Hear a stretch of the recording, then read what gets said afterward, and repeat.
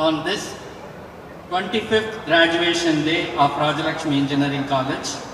It is with immense pleasure I present the major activities and achievements of the college for the academic year 2025-26. The college was established in the year 1997 by Rajalakshmi Educational Trust, headed by Mr. S. Meghanathan, a mechanical engineer by profession and a very successful industrialist, ably supported by Dr. Mrs. Thangam Meghanathan, an educationist and an acknowledged career guidance advisor, and Mr. Abhay Meghanathan, a postgraduate from Syracuse University, USA, and an MBA from London Business School. A dynamic leader, well-versed in planning the continuous growth of the institution.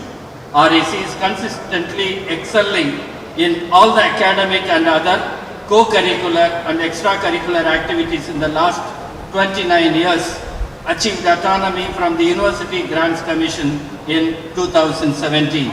Currently, the college is offering 19 undergraduate programs, 9 postgraduate programs in engineering, technology and management, and PhD program in all the departments.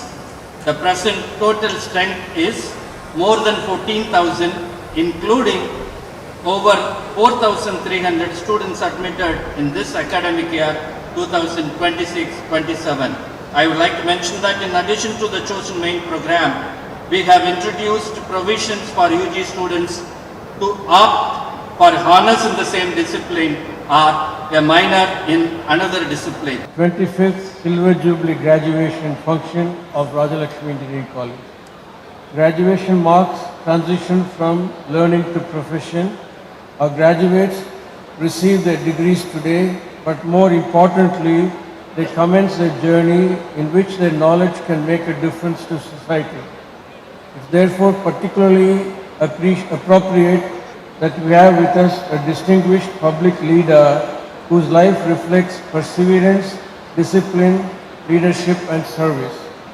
It's my honor to introduce Thiru JCD Prabhakar, the Honorable Speaker of the Tamil Nadu Legislative Assembly, an exemplary leader and a statement of high integrity. An alumnus of the Loyola College, Chennai, Thiru Prabhakar holds a BA BL degree and is a registered advocate. His public life spans more than 4 decades. He first entered the Legislative Assembly in 1980, representing Villivakkam constituency, and currently represents Thousand Lights constituency in Chennai. Recognizing his vast legislative experience, composure and administrative acumen, he was unanimously elected Speaker of the Tamil Nadu Legislative Assembly on 12th May 2026. As Speaker, he upholds the dignity of the House, maintains democratic decorum, and leads its proceedings with distinction. For our graduates, this long public journey offers an important lesson. Lasting achievement is built through sustained effort, learning and commitment, and not merely through single moments of success. Rajalakshmi பொறியியல் கல்லூரியின் 25வது பட்டமளிப்பு விழா நிகழ்ச்சியில் தலைமை பொறுப்பை ஏற்றிருக்கிற என் நிறுவனத்தின் துணைத் தலைவர் திருமிகு அபய் மேகநாதன் அவர்களே, மரியாதைக்குரிய சேர்பர்சன் டாக்டர் திருமதி தங்கம் மேகநாதன் அவர்களே, முதல்வர் டாக்டர் SN முருகேசன் அவர்களே, பல்வேறு நிலைகளில் பொறுப்புகளை தாங்கி நிர்வாகத்திற்கு உறுதுணையாக தொடர்ந்து தொய்வில்லாமல் பணியாற்றி கொண்டிருக்கிற பேராசிரியர் பெருமக்களே, உடன் தோளோடு தோள் கொடுத்து உழைத்துக் கொண்டிருக்கிற தொழிலாளர் நண்பர்களே, பெரிய கனவுகளோடு இந்த கல்லூரியிலே சேர்ந்து நிறைவாக முடித்து விட்டோம் என்கின்ற மகிழ்ச்சியோடு அமர்ந்திருக்கின்ற பட்டங்களை பெற வந்திருக்கின்ற பட்டதாரி மாணவர்களே, மாணவிகளே, நண்பர்களே, கொஞ்சம் உட்கார்ந்திருக்கிற போது ஏன் அவர்கள் விசிறி கொண்டிருக்கிறார் என்று அவரை கேட்டேன். மழை வரும்போது இருக்கிறது, கொஞ்சம் புழுக்கமாக இருந்திருக்கும் என்று அவர்கள் சொன்னார்கள். உடலுக்கு மட்டுமல்ல புழுக்கம். இப்போ படித்து முடிக்கிற போது உள்ளத்துக்குள்ள ஒரு புழுக்கம் வந்திருக்கு. எதிர்காலத்தில் என்ன செய்ய போகிறோம்? ஏதோ கஷ்டப்பட்டு சிரமப்பட்டு பெற்றோர்கள் நம்மை படிக்க வைத்து விட்டார்கள். இனி எதிர்காலத்தில் நாம் என்ன செய்ய போகிறோம் என்ற அந்த கவலையும் உங்களிடம் இருக்கும் என்று நான் கருதுகின்றேன். ஆனால் ஒன்று மட்டும், நீண்ட நெடுங்காலம் இந்த பொது வாழ்க்கையில் இருக்கின்ற காரணத்தினால் பல முதலமைச்சரோடு பழகுகிற வாய்ப்பும் அவர்களை தெரிந்து கொள்கிற வாய்ப்பும் இருக்கிற காரணத்தினால் இன்றைக்கு நான் நம்பிக்கையோடு சொல்ல முடியும், ஒரு புதிய யுகம் பிறந்திருக்கிறது. நம்முடைய முதல்வர் உங்கள் அன்புக்குரிய சி ஜோசப் விஜய் அவர்கள் பொறுப்பேற்ற பிறகு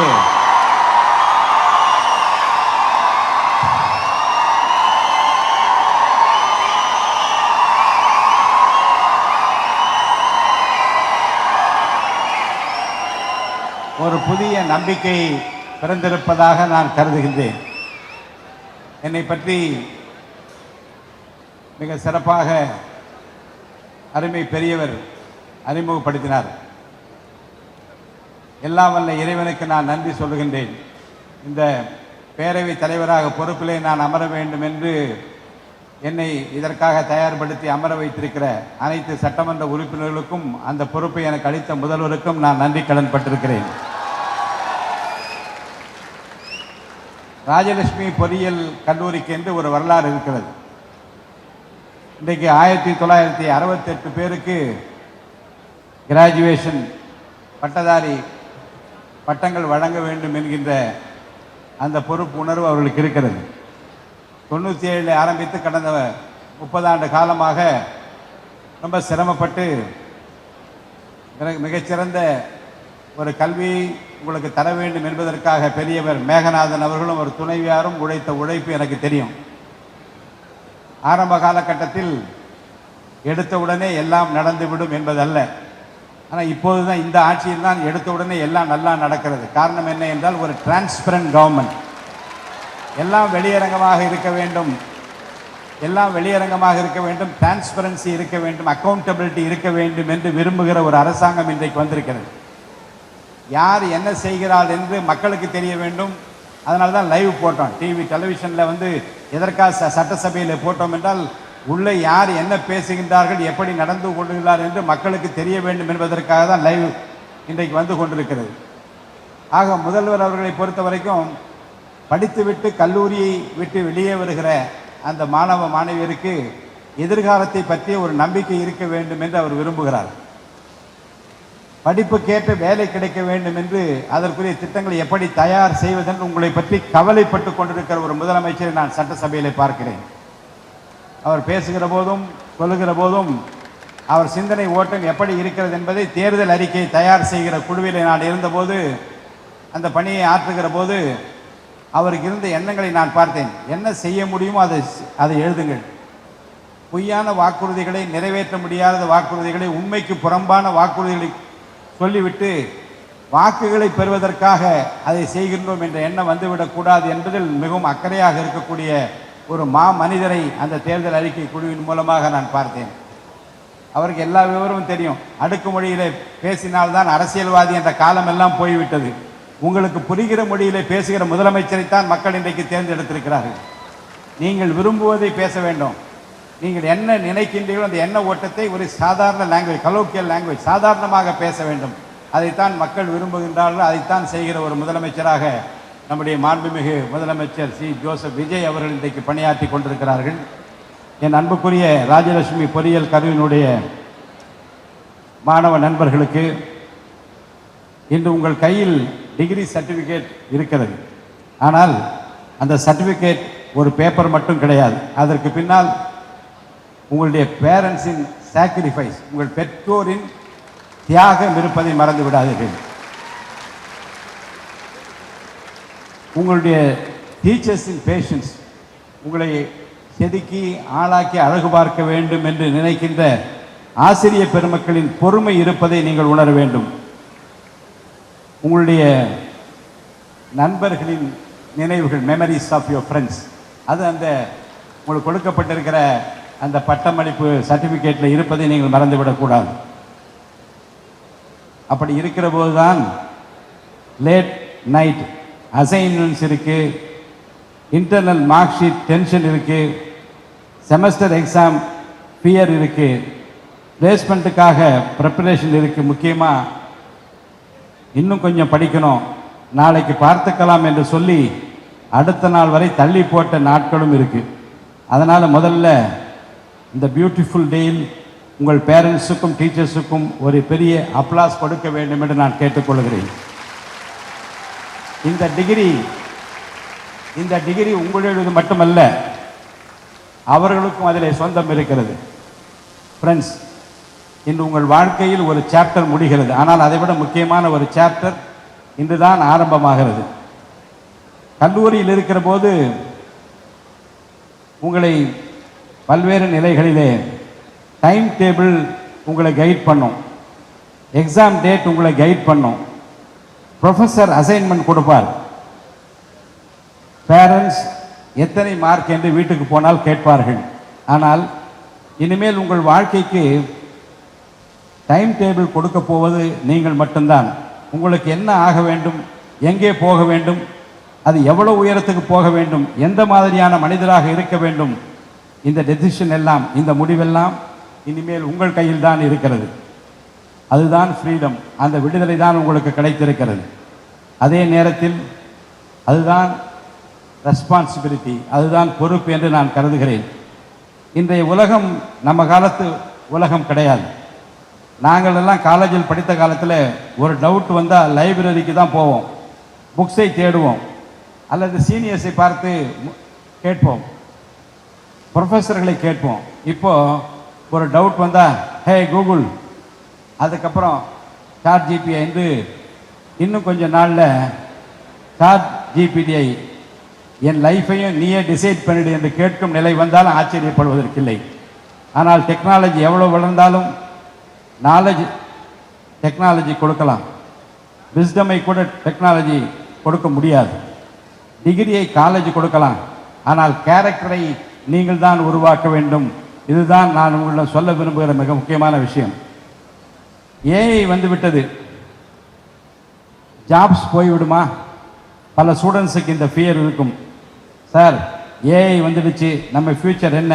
நான் உங்களுடைய துணை தலைவரும் அதுதான் கேட்டேன். நிறைய மாணவர்கள் இந்த ஆண்டு இந்த வருகிற போது ஏஐ வாங்கி கொடுங்கள், ஏஐ வாங்கி கொண்டு வந்தார்கள். இவர்களெல்லாம் எதிர்காலத்தில் என்ன வாய்ப்பு இருக்கிறது என்று நான் அவரிடம் பேசி கொண்டிருந்தேன். ஏஐ பார்த்து பயப்படாதீங்க, ஏஐ யூஸ் பண்ண தெரியாததுக்கு தான் பயப்படணும். இன்று நீங்கள் இன்ஜினியரிங் கிராஜுவேட், நாளை உங்கள் ஃபீல்டு எதுவாக இருந்தாலும் ஏஐ கண்டிப்பாக அடிப்படையாக தெரிந்திருக்க வேண்டும், கம்யூனிகேஷன் தெரிந்திருக்க வேண்டும், டீம் ஒர்க் தெரிந்திருக்க வேண்டும், ப்ராப்ளம் சால்விங் தெரிந்திருக்க வேண்டும். முக்கியமாக learn, unlearn and relearn. College முடிந்து விட்டது என்று லேர்னிங் முடிந்து விடக்கூடாது. உண்மையில் காலேஜ் முடிந்த பிறகுதான் ரியல் லேர்னிங்கே ஆரம்பிக்கிறது. ஒரு விஷயம் மட்டும் நினைவில் வைத்துக் கொள்ளுங்கள், உங்கள் ஃபர்ஸ்ட் ஜாப் அதுதான் உங்கள் ஃபைனல் டெஸ்டினேஷன் என்று நினைத்து விடாதீர்கள். உங்கள் ஃபர்ஸ்ட் சேலரி தான் உங்கள் சக்சஸ் என்றும் நினைத்து விடாதீர்கள். அதுதான் முடிவு என்றும் கருதி விடாதீர்கள். உங்கள் உங்களுடைய டெசிக்னேஷன் தான் உங்கள் ஐடென்டிட்டி கிடையாது. நீங்கள் எத்தனை பேருக்கு வேல்யூ கிரியேட் பண்ணுகிறீர்கள், எத்தனை பேருடைய வாழ்க்கையை இம்ப்ரூவ் பண்ண போகிறீர்கள், எத்தனை பிரச்சனைகளுக்காக சொல்யூஷன் கண்டுபிடிக்க போகிறீர்கள், அதுதான் உங்கள் ரியல் சக்சஸாக இருக்கும். ஒரு நல்ல என்ஜினியர் ஆகலாம், ஒரு நல்ல ஆண்டர்பிரனர் ஆகலாம், ஒரு நல்ல சிஇஓ ஆகலாம், ஒரு நல்ல சயின்டிஸ்ட் ஆகலாம், கவர்மெண்ட் சர்வீஸுக்கு கூட போகலாம், ஒருவேளை எங்களைப் போல பொது வாழ்க்கைக்கு வரலாம், டீச்சிங் லைனுக்கு வரலாம். எந்த ஃபீல்டுக்கு போனாலும் முதல்ல நீங்கள் நல்ல மனிதராக இருங்கள். இன்னொரு முக்கியமான விஷயம், ஃபெயில்யூர். மை டியர் ஃப்ரெண்ட்ஸ், ஃபெயில்யூரை பார்த்து பயப்படாதீங்க. காலேஜில் ஒரு சப்ஜெக்ட் ஃபெயில் ஆனால் வாழ்க்கை ஃபெயில் ஆகாது. இன்டர்வியூவில் ரிஜெக்ட் ஆனால் கேரியர் முடிஞ்சு விடாது. ஒரு பிஸ்னஸ் ஃபெயில் ஆனால் ஆண்டர்பிரனர் ஆக முடியாது என்ற அர்த்தம் கிடையாது. ஒரு ட்ரீம் தாமதமானால் அந்த ட்ரீம் முடிந்து விட்டது என்ற அர்த்தம் கிடையாது. சில நேரங்களில் வாழ்க்கை நம்மை வேறு பாதையில் அழைத்து செல்லும். அந்த நேரத்தில் ஒய் மீ என்று கேட்காதீங்க, வாட் நெக்ஸ்ட் என்று கேளுங்கள். அந்த ஒரு கொஸ்டின் உங்கள் வாழ்க்கையை மாற்றிவிடும். இப்போதும் கொஞ்சம் சீரியஸாக பேசுனது போதும் என்று கருதுகிறேன். உங்கள் ஜென்ரேஷனை பற்றி பேசலாம். நீங்கள் எல்லாம் என்ன ஜென்ரேஷன் தெரியுமா? Reels generation. ஒரு காலத்தில் நாங்கள் ஃபோட்டோ எடுக்க கேமராவை தேடுவோம். நீங்கள் கேமராவை எப்போதும் பாக்கெட்லேயே வச்சுருக்கீங்க. நாங்கள் ஒரு ஃபோட்டோ எடுத்தால் அதை ஆல்பத்தில் தான் வைப்போம். நீங்கள் ஒரு ஃபோட்டோ எடுத்தவுடன் போஸ்ட் பண்ணலாமா, ஸ்டோரி போடலாமா, ரீல் ஆக்கலாமா, அதுக்குள்ளே 25 பேர் லைக் பண்ணணுமே. ஒரு நாள் 100 லைக்ஸ் வந்தால் ஹாப்பி, அடுத்த நாள் 500 லைக்ஸ் வரலன்னா என்ன லைஃப் இது என்ற டிப்ரெஷன். ஆனால் ஒரு விஷயம், சோஷியல் மீடியாவை யூஸ் பண்ணுங்க. சோஷியல் மீடியா உங்களை யூஸ் பண்ண விட்டு விடாதீர்கள். ஃபோன் உங்கள் கையில் இருக்க வேண்டும். ஃபோன் உங்களை கண்ட்ரோல் பண்ணக்கூடாது. அதுவும் இந்த ஜென்ரேஷனில் இன்னொரு ஸ்பெஷல் டேலண்ட் மீம்ஸ். நான் இப்போது ஒரு பப்ளிக் பொசிஷனில் இருக்கிறேன், பொது வாழ்க்கையில் இருக்கிறேன், நம்முடைய சட்டசபையில் பேசுகிறேன், பொது நிகழ்ச்சிகளுக்கு போகிறேன். எங்காவது ஒரு ஃபோட்டோ வந்தால் அடுத்த சில மணி நேரத்தில் மீம் தயாராகி விடுகிறது. சில நேரங்களில் நான் என்னையே பார்த்து சிரிப்பேன், இது என்னடா நான் இப்படியா இருந்தேன் என்று. என்னை பற்றி மீம் போடுகிற யங்ஸ்டர்ஸ் கிட்ட நான் கோபப்பட்டதே கிடையாது. ஏனென்றால் மீம் உருவாக்க கிரியேட்டிவிட்டி வேண்டும், ஒரு சிச்சுவேஷனை கவனிக்க வேண்டும், ஒரு டைமிங் வேண்டும், சென்ஸ் ஆஃப் ஹியூமர் வேண்டும். ஒரு ஃபோட்டோவை வைத்து அதற்கு வேறு மீனிங் கொடுக்க வேண்டும். அதனால் உங்கள் கிரியேட்டிவிட்டியை நான் அப்ரிஷியேட் பண்ணுகிறேன், பாராட்டுகிறேன். ஆனால் மீம் போடுங்க, நல்லா போடுங்க, ஆனால் மனிதர்களை காயப்படுத்தும்படி மட்டும் போட்டு விடாதீர்கள். ஃப்ரீடம் ஆஃப் எக்ஸ்பிரஷன் இருக்க வேண்டும், அதே நேரத்தில் அது ரெஸ்பான்சிபிலிட்டியாக இருக்க வேண்டும் என்று நான் கேட்டுக்கொள்கிறேன். ஃப்ரெண்ட்ஸ், உங்கள் ஜென்ரேஷனை நான் மிகவும் நேசிக்கிறேன், உங்களை மிகவும் நம்புகிறேன். ஏனென்றால் நீங்கள் கேள்வி கேட்கின்றீர்கள், நீங்கள் புதிய விஷயங்களையும் முயற்சி பண்ணி பார்க்கின்றீர்கள், நீங்கள் பழைய யோசனைகளை எல்லாம் சவாலாக கேட்கின்றீர்கள். அதுதான் வளர்ச்சி, இதுதான் தேவை. ஆனால் ஒரு ரிக்வெஸ்ட், எல்லாவற்றையும் ஆன்லைனில் போய் தேடாதீர்கள். சில ஆன்சர்ஸ் உங்கள் பேரண்ட்ஸ் கிட்டேயே இருக்குது, சில ஆன்சர்ஸ் உங்கள் டீச்சர்ஸ் கிட்டேயே இருக்குது, சில ஆன்சர்ஸ் உங்கள் வாழ்க்கை அனுபவத்திலேயே உங்களோடு இருக்கிறது என்பதை மறந்து விடாதீர்கள். அதனால் கொஞ்சம் ரியல் வேர்ல்டு எப்படி இருக்கிறது, உண்மை உலகம் எப்படி இருக்கிறது என்பதையும் கொஞ்சம் நீங்கள் ஆராய்ந்து பார்க்க வேண்டும் என்று நான் கேட்டுக்கொள்கிறேன்.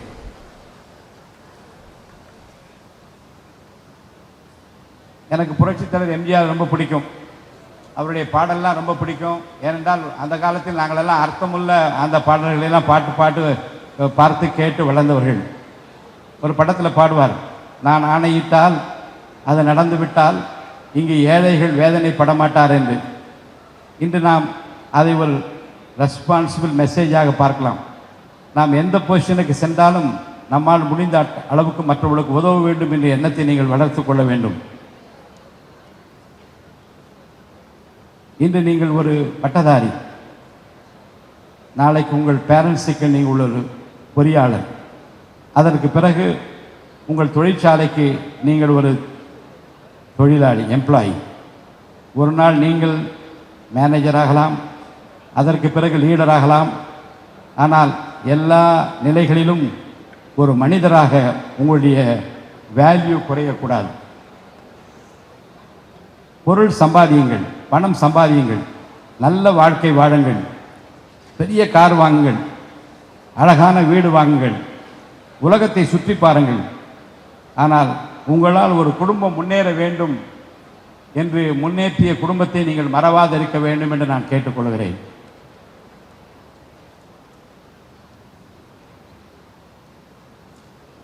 இறுதியாக இந்த 25வது பட்டமளிப்பு விழாவிலே பட்டம் பெறுகிற ஒவ்வொரு மாணவருக்கும் என் மனமார்ந்த வாழ்த்துக்கள். நீங்கள் உருவாக்கப் போகும் வாழ்க்கையை, அதுதான் உங்கள் பெஸ்ட் ஃபோட்டோகிராஃப். ஒரு நாள் இந்த கல்லூரியை நீங்கள் திரும்பி பார்க்க வேண்டும், ஒரு நாள் இந்த கல்லூரிக்கு நீங்கள் திரும்ப வர வேண்டும். அப்போது இருக்கும் அந்த மாணவர்கள் உங்களை பார்த்து, இவர் நம்ம கல்லூரியிலே படித்தவர், இப்போ இந்த அளவுக்கு இவர் உயர்ந்து வந்திருக்கிறார் என்று சொல்ல வேண்டிய நிலைமைக்கு நீங்கள் எல்லாம் ஆளாக வேண்டும் என்று நான் விரும்புகிறேன். அதுதான் உங்கள் ரியல் கிராஜுவேஷன். படித்தீர்கள், பட்டம் வென்றீர்கள், பட்டம் பெற்றீர்கள். ஆனால் முதல் தர குடிமக்களாக உங்களை ஆக்கிக் கொள்வதற்கு இந்த சமூகத்திற்கு நீங்கள் என்ன செய்ய போகிறீர்கள் என்பதை உங்கள் மனதில் வைத்துக் கொள்ள வேண்டும் என்று நான் கேட்டுக்கொள்கிறேன். அதுதான் உங்கள் ரியல் சக்சஸ், அதுதான் உங்கள் ரியல் கிராஜுவேஷன். நண்பர்களே, dream big, work hard, stay humble, keep learning and never forget your roots. உங்கள் பெற்றோர்களை மறக்காதீர்கள், உங்கள் ஆசிரியர் பெருமக்களை மறக்காதீர்கள்.